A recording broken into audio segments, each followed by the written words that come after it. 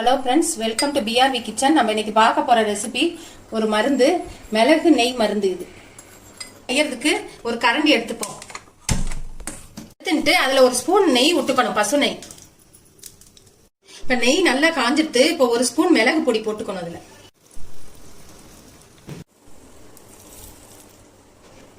அவ்வளவுதான் ஃப்ரெண்ட்ஸ், நம்ம மருந்து ரெடி ஆயிடுத்து. இது இரும்பல், காய்ச்சல், வீசிங் ட்ரபிள் இதெல்லாம் இருந்தா உடனே நல்லா சரியா போயிடும். இந்த மாதிரி வேற ஏதாவது டிப்ஸ் வேணும்னா கீழே கமெண்ட் பண்ணுங்க. மறக்காம பிஆர்வி கிச்சனை சப்ஸ்கிரைப் பண்ணுங்க. தேங்க்ஸ் ஃபார் வாட்சிங்.